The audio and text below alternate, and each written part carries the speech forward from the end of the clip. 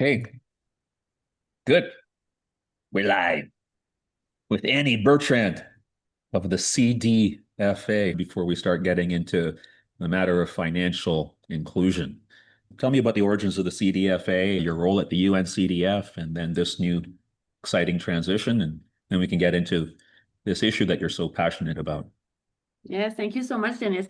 Actually, last year, the United Nations Capital Development Fund wanted to support the establishment of a Caribbean Digital Finance Alliance because over the past 3 years in the Caribbean region, we realized that we worked in fostering access to and usage of digital financial services in the region. So we work closely with the different regulators.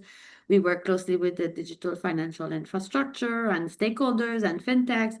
But what is happening is that it's very difficult to make progress in the space unless there's collaboration between the different sectors. So in the area of digital finance, you need to get involved the banks, the credit unions, the fintech, the development sector, the telecommunications, cybersecurity. There's so many aspects involved. And without a independent body that represents the interests of all the different stakeholders, we cannot make real meaningful progress. So therefore, the UNCDF launched a call for nominations across the countries where it operates already, which was Trinidad and Tobago and the eight countries of the Eastern Caribbean Currency Union, a call for nominations to identify professionals in the space that are passionate about regional integration and digital financial services.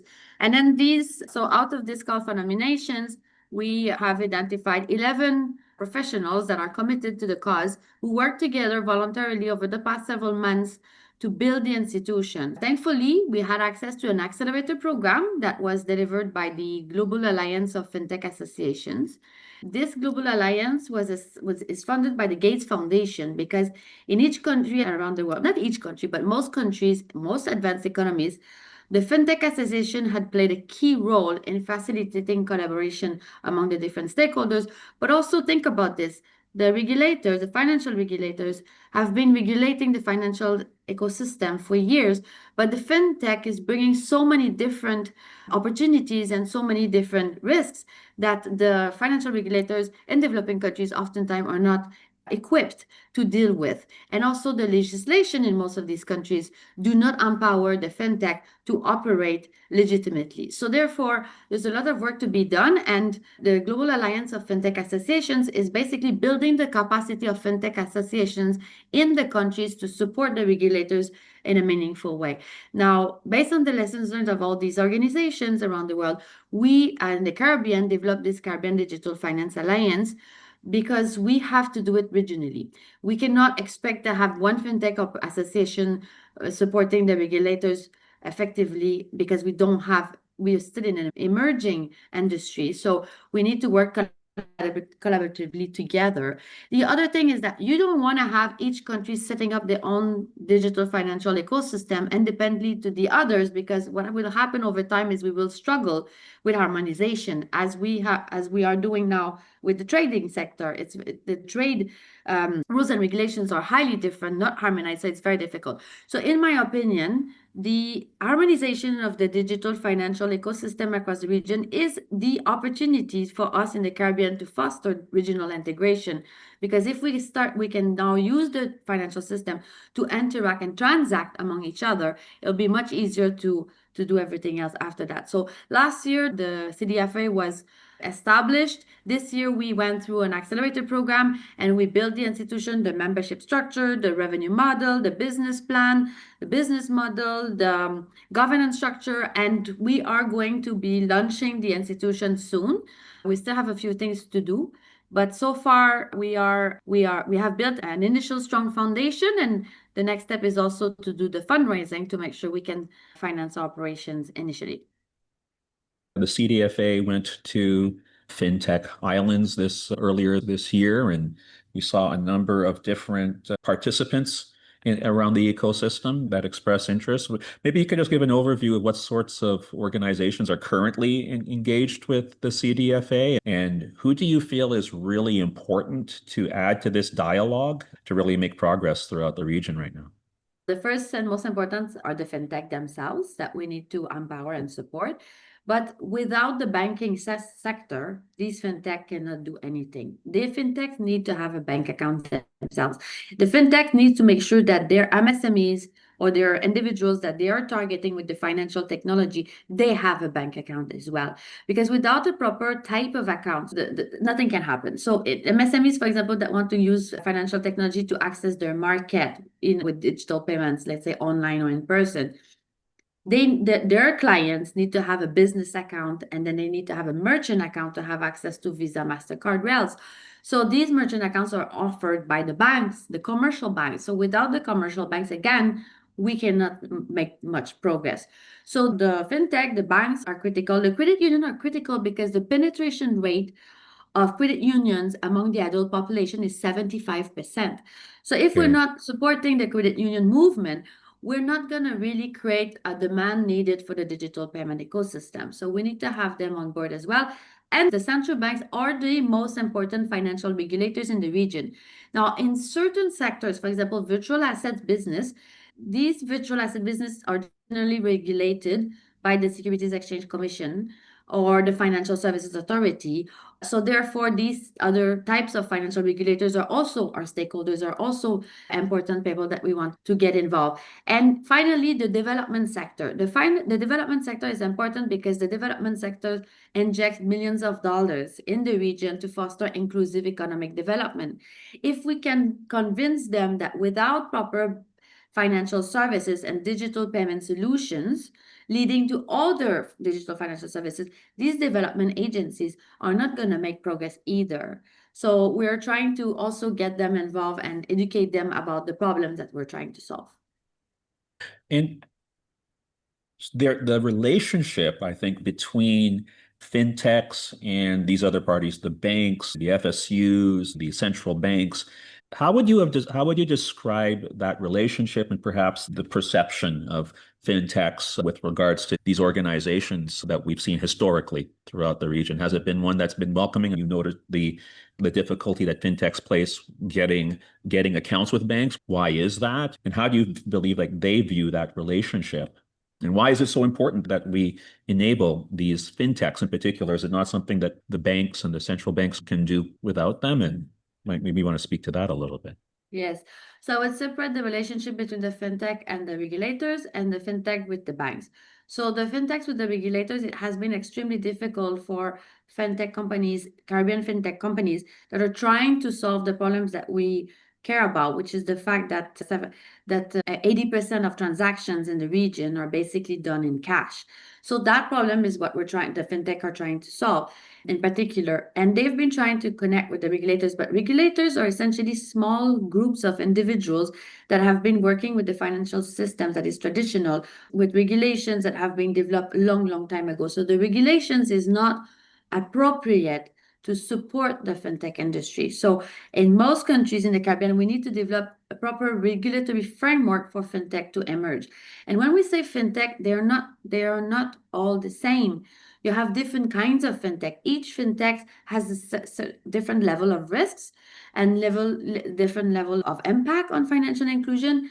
And so therefore, it is important that the regulators not only regulate them, but they also distinguish between the risk levels so that they can make their supervision appropriate to the risks. Because you don't want to regulate a fintech the same way you regulate the financial institutions, because it's way too difficult for a fintech to report the level of information that is expected from the financial institutions.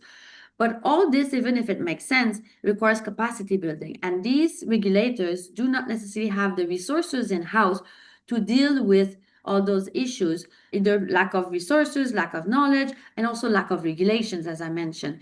So that's why the fintech has been struggling to get the right support that they needed from the regulators to act legitimately. The same thing with the banks. For the banks, they are so concerned about risks that if they are going to bank fintech that they don't fully understand what they're doing, how they do their own KYC. They have concerns. They're worried that they can get sanctions. So therefore, they prefer to de-risk completely. De-risking means essentially avoiding managing risk. It means that if I'm not really comfortable about the risk level that you have, instead of managing it and putting in place risk mitigation measures that will make me comfortable to serve you, I just prefer not to serve you at all. And there are several fintech, I know three from my experience, that closed down in the region, not because they didn't have investors, not because they didn't have a great business model, but because they could not open a bank account at a bank. So these are issues that needs to be addressed, and this is something that the CDFA can facilitate by enabling the different stakeholders to understand these issues and support the capacity building. So I mean, these fintechs, then, they are, I guess, another example of a regional business that is having trouble with accessing financial services. And so they themselves are being excluded to a degree. And then, of course, their purpose, as you mentioned, has been to make financial services more accessible to the public and to other businesses. Now, it might seem that the de-risking would be the safer thing to do for the financial institutions or regulators. But maybe if you would speak a little bit towards why that maybe not be the right course of action, or what risks, ironically, that de-risking might introduce other risks. And maybe you want to speak a little bit to that and speak to why you've been an advocate for this inclusion for quite a while. So why is that financial inclusion so important, especially when we're talking to the regulators and those who are really very rightly so preoccupied with risks, and how that de-risking might have its opposite effect? Yes, the Financial Action Act Task Force, FATF for short, is the sort of a global watchdog in the financial sector. They have issued a set of 40 recommendations that the countries must comply with in order to avoid being gray listed or blacklisted. So this is the reason why we have so stringent requirements for banks and for MSMEs, for individuals, so many stringent requirements to get access to a business account, to get access to a merchant accounts, because you have to provide letters of employment, sometimes the proof of address, and all kinds of requirements that oftentimes MSMEs cannot provide for a variety of reasons. And these requirements, which we call the customer due diligence, when you onboard a customer, are overly stringent in the Caribbean, and the FATF has finally recognized that globally. Mostly in developing countries, the regulations or the approach that the banks are using to onboard customers are overly stringent. And the implication of that, they call it the unintended consequences of preventing MSMEs to conduct transactions in the regulated system, is that the transactions are happening in the cash economy. And the cash economy is the unregulated system. And what FATF is recognizing is that these activities in the unregulated channel is actually increasing the risk of money laundering and terrorist financing. And in fact, FATF, the reason why they established these standards, these recommendations, is precisely to prevent money laundering and terrorist financing. So when we talk about risk mitigation and risk assessment, we're not talking about the risk of a company to not repay a loan. It's not credit risk we're talking about. We're talking about money laundering for serious crimes. Serious crimes meaning drug trafficking, human trafficking. We're not talking about the street vendor who cannot pay their taxes. We're talking about serious crimes. Same thing with terrorist financing. So the question that I always like to ask is, what is the number of MSMEs in our region, which in fact represent 90% of all firms in the private sector, 70% of employment? What is the proportion of those firms that are actually doing that are laundering money from serious crimes?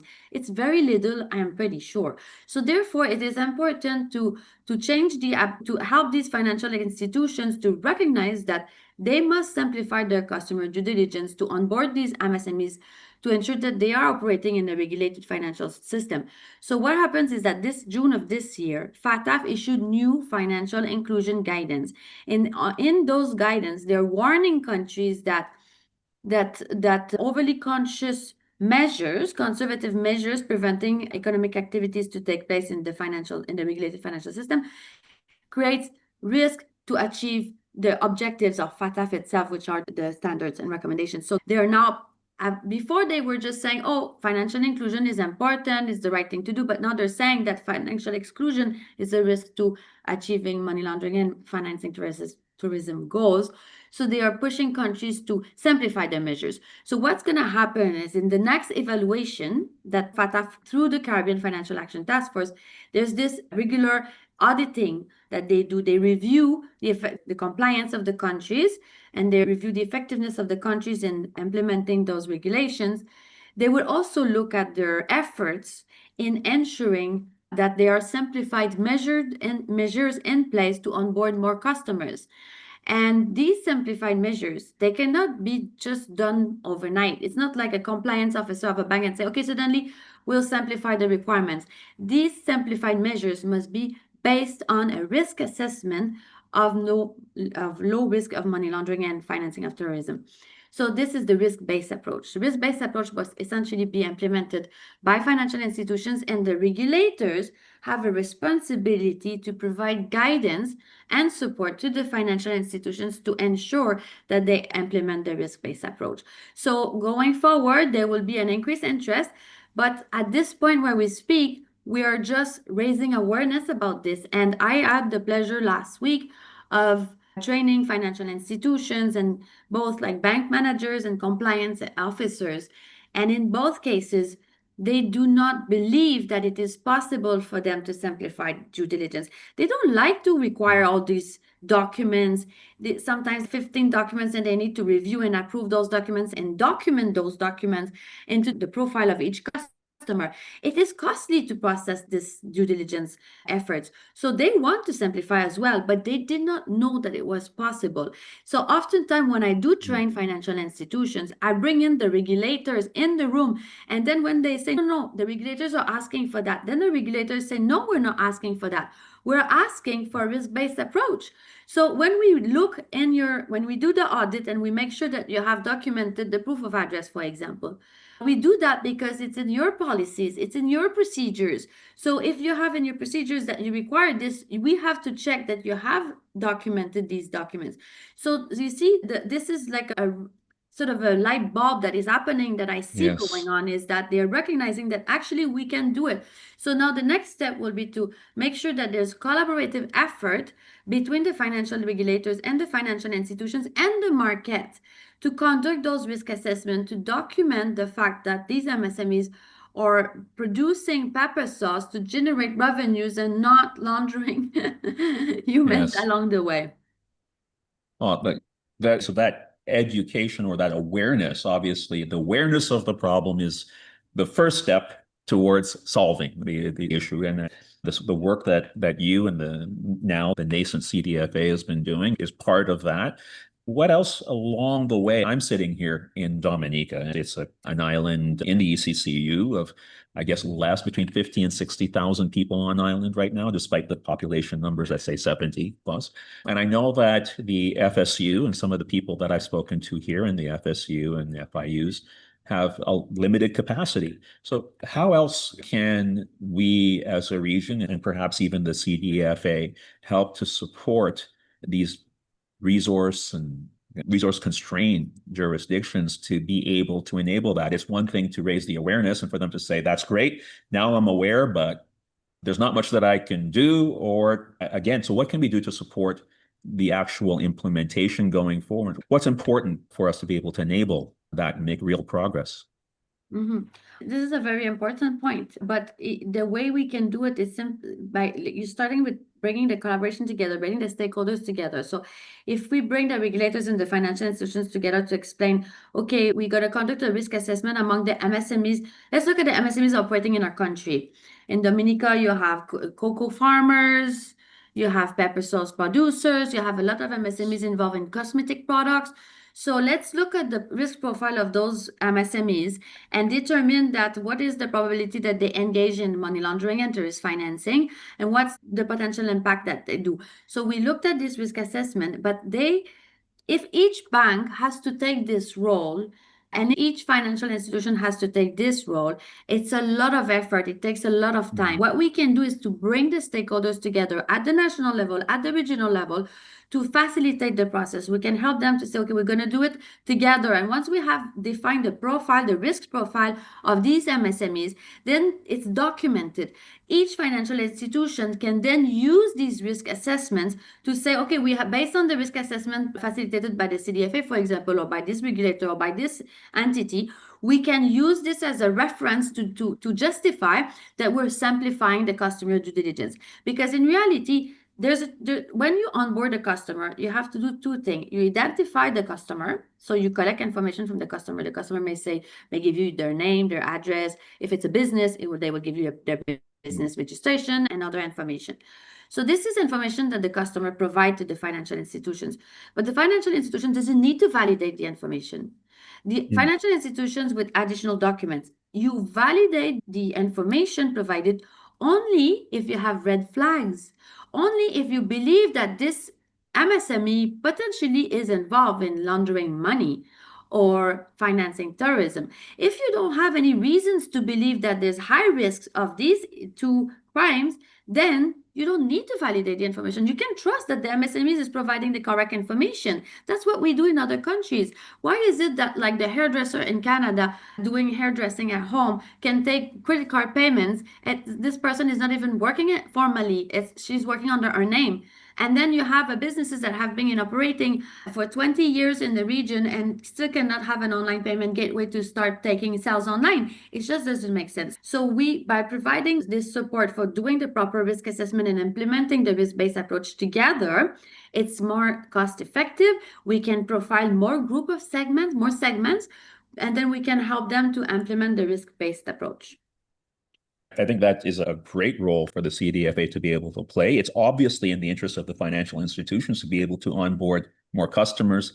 And as you mentioned, I mean, that 90% of the people, or sorry, the businesses being MSMEs here in the region, and 70% plus of the individuals working at one of these, that's a lot of folks, a lot of customer accounts that could be in their interest. And I suppose that I'll say that through cooperating with entities like the CDFA, we can multiply their investments to enable that kind of impact.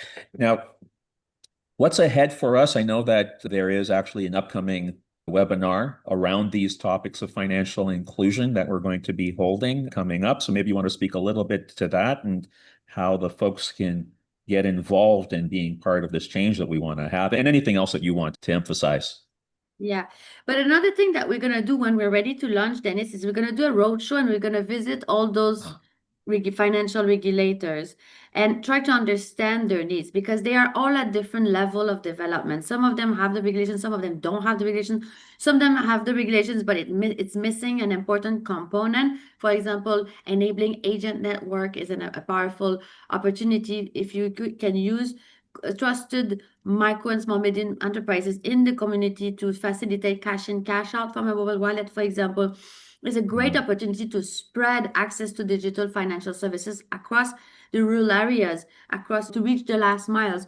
So the thing is that we cannot assume that they are all at the same level. So we're going to do a roadshow. We're going to try to meet with each of them to better understand their needs, their priorities, and then we will look at project development and how can we develop projects that will benefit them all, so we can optimize impact with resources that we can ourselves fundraise. Another aspect that we will also have to get involved in at some point perhaps is to build confidence and knowledge about digital payments, because we cannot assume that simply by making digital payment solutions available that people will just adopt them. It's not like human beings resist to change. We like our old way of doing things. So based on the experience of other countries around the world, there are certain things that can be done to create incentives for individuals to start using digital payments. For example, if we do partnerships with, say, an insurance company that is willing to provide parametric insurance product, essentially it's an insurance product that is micro for small businesses, that when a weather event occur like a hurricane and the wind reaches a certain speed, automatically it triggers the payment, so that the MSMEs don't have to fill forms and have pictures of the destroyed facility. All they do is they receive their payments directly on their mobile wallet. So that kind of products, complementary products, can then create an incentive for the MSMEs to adopt digital payments. Another important one is credit profiling. We know in the region that having access to a loan is extremely difficult for MSMEs, not only because of the collateral, but also because they don't have a track record of digital information that can assess their credit profile. And nowadays, there are so many technology that exist that you can use alternative data points to facilitate the establishment of a credit profile for MSMEs. So this another product that can be integrated and available for the region. So if we make those complementary products and support the governments, the corporates, and the different stakeholders to use digital payments, it creates an increase in the volume of activities and increases the incentive for MSMEs to start using digital payments and the individuals as well. So now in the next month, at the end of this month, I think in 10 days, on the 31st of October, we're planning to have this webinar where we will talk about financial inclusion. So my hope is that we can reach financial institutions and financial regulators to explain to them that at this point in the history, we need to make change happen. We need to simplify procedures for MSMEs, and we have to implement the risk-based approach. And we're going to continue our awareness building, and we're going to try to also attract additional money to start to make change happen. Awesome. I think I want to really underscore, and it's something that's occurred to me as you were speaking. You've just mentioned two very forward-thinking service opportunities for financial institutions, for insurers, and for banks, where they could actually increase their revenue, their funds under management.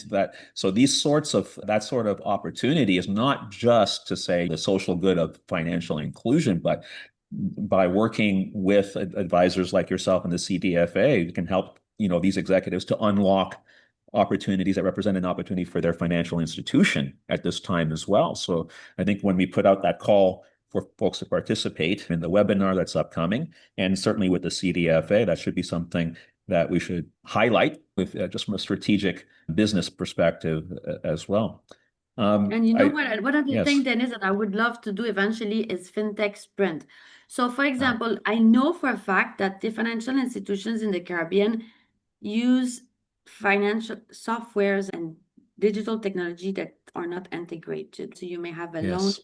and then you have the KYC. So they have a lot of integration to do, and they need support for fintech to better understand how to reach their customers where they are. So I'm hoping that eventually, as we build trust with financial institutions, is that we can help them to scope particular problems that they want to address and do a call for fintech that can address those problems, because fintech also struggle to get in the door of the banks to serve them, because oftentimes banks, maybe the procurement officers, or maybe like they don't necessarily how to do an RFP. Same thing with the regulators. Same thing with ministries. Ministries oftentimes do want to solve a problem and reach the farmers or reach the MSMEs that offer tourism products. But it's hard to sometimes define the problem, scope it in a way that is interesting for fintech to address it. So we can play this role as an intermediary to facilitate the communication and the connection between the fintechs that we have in the region and the great minds that we have in the region and the problems that this perhaps less digital savvy stakeholders have, and facilitate the problem solving together. So I'm hoping that eventually we can also move into that direction to be connecting the problem owners and the problem solvers. That's a great note, I think, for us to wrap up on. And that also speaks to some of our development partners who might be listening as well. By helping us to facilitate these things, we're able then to provide more opportunities for regional fintech providers, and that's going to then feed back into the regional ecosystem to help us plug a little bit of this leaky bucket that we have, financially speaking, build our own capacity and ability to accelerate and execute at this time. So I'm looking forward to the journey. I think all of us at the CDFA are on the executive committee, and I'm looking forward to having so many more of the banks. So to you, opportunities for new financial products, and that's a competitive advantage to your insurance people as well, to the regulators, an opportunity to reduce your risk while increasing inclusion through participating with us. And we're really excited and want to thank you again for your leadership, and it's good to be part of the journey. Thank you so much, Dennis. See you soon. Thank you. Bye.